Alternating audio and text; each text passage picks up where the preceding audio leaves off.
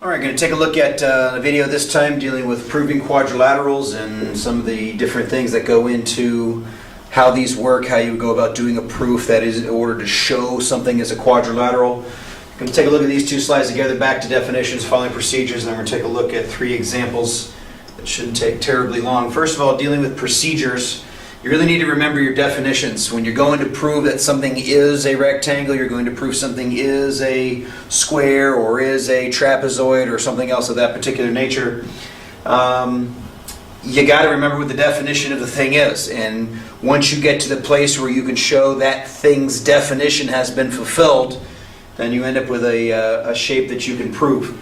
Now, a lot of the properties you might have studied in an earlier session or situation kind of pretty much sort of work both ways. When we get down to the idea of necessary and sufficient conditions, you got to make sure you have the sufficient conditions, which means you have to meet the definition for whatever the shape is. So just saying something has four sides is a necessary condition, but it's not a sufficient condition unless you're just trying to prove it's a quadrilateral. If you're trying to prove it's a parallelogram, having four sides doesn't really do anything. It's just say I got four sides, that doesn't make me a parallelogram. So remember, the idea of necessary and sufficient is a good idea.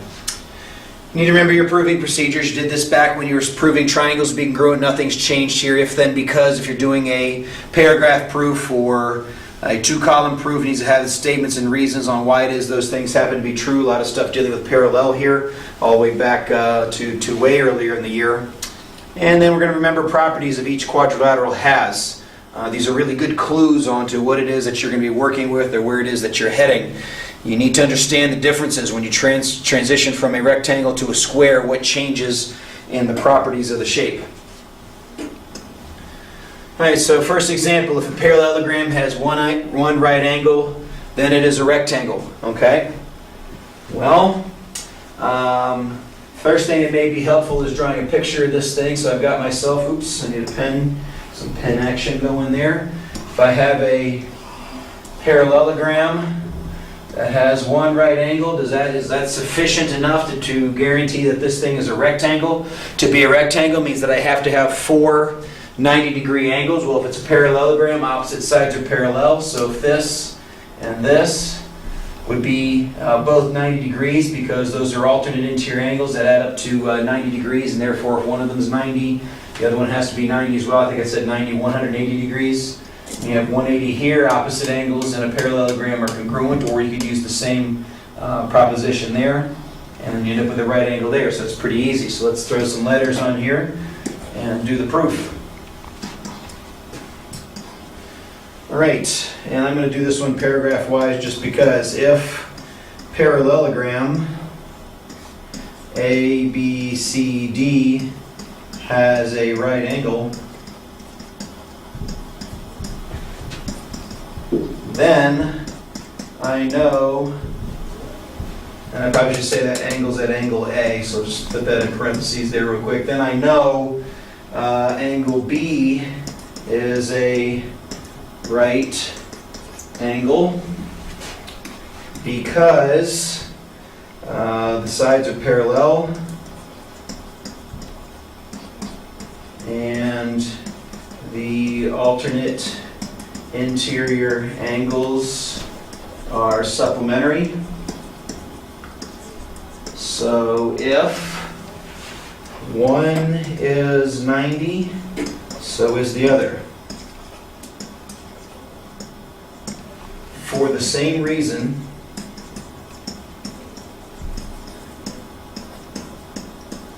I can also show angle C and angle D are right.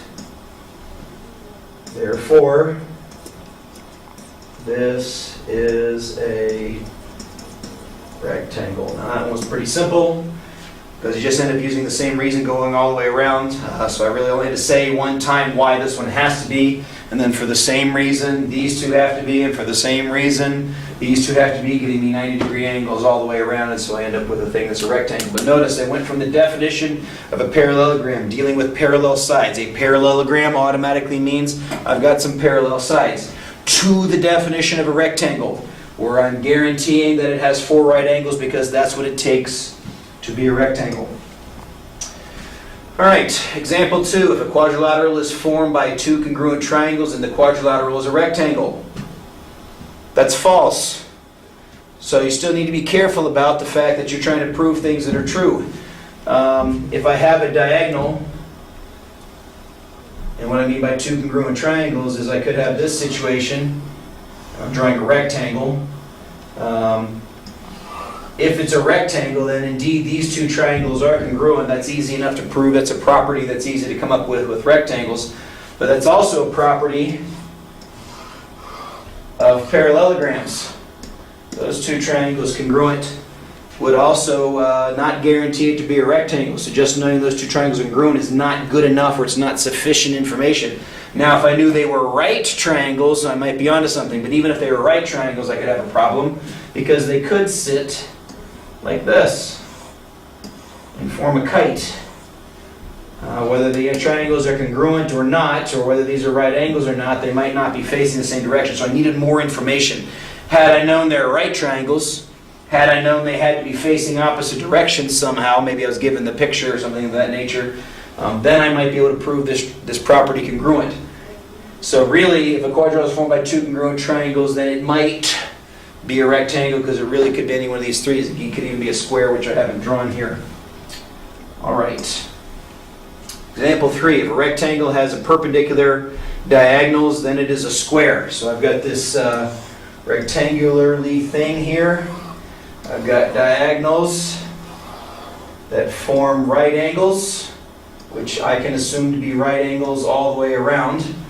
Does that thing have to turn out to be a square? Well, for obvious reasons with a rectangle, because I know it's a rectangle, I know a property of rectangles is that the diagonals cut each other in half and they're all the same, so I know this and this and this and this are all congruent. Great. Well, then that makes the triangles congruent by side angle side, because the right angles all match and these diagonals all match. So if this triangle is congruent to this triangle, is congruent to this triangle, is congruent to that triangle, then that means this side is congruent to this side, is congruent to that side, is congruent to that side. And if I have something that's already a rectangle, which means it has right angles in all the corners, I already know that, and I know it has 4 equal sides, that means it's a square. All right, so let's try to do this one in 2-column form. So we're going to have statements and reasons. Now let's give this thing some letters, A, B, C, D, and let's just call this middle one here M for the sake in case I need it. So I know that rectangle A, B, C, D is a rectangle, and that's given.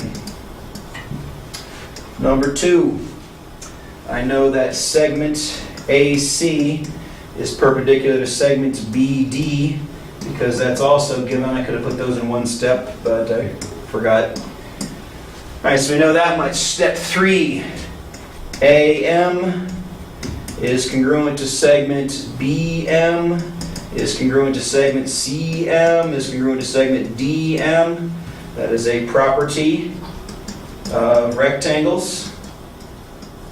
That's something you should be able to know and figure out based on what the shape is. When you have a rectangle, all parallelograms bisect each other, but in a rectangle, these diagonals are the same length, which means when you cut them in half, they're still the same length. So that's a property of rectangles. Step 4, triangle. Oh, I guess I need to go here. Angles around M equal 90 degrees.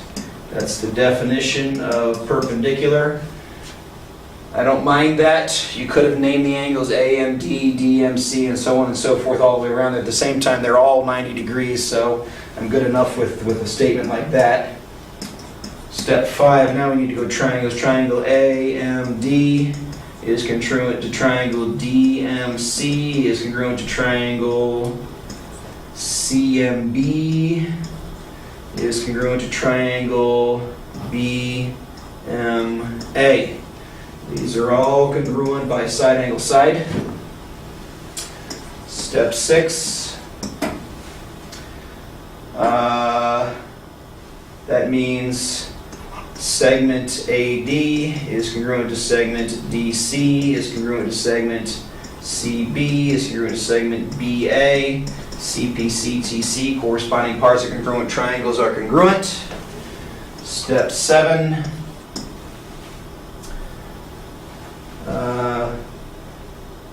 ABCD is a square. The reason for that is the definition of a square. The 4 congruent sides automatically have the 4 right angles because of the fact that the original shape was a rectangle. So there we go. All right, so that's that. Proving quadrilaterals to be what they are. The proving process is fairly simple. There's also some good ways to use coordinate geometry proof in here as well. There can even show up some indirect proof that at times can make things a little bit simpler, but the proving section is just dealing with basically the same thing. Clearly needing to work with the definitions, make sure you know what it takes to make a shape what it is. Until next time, bye. See ya.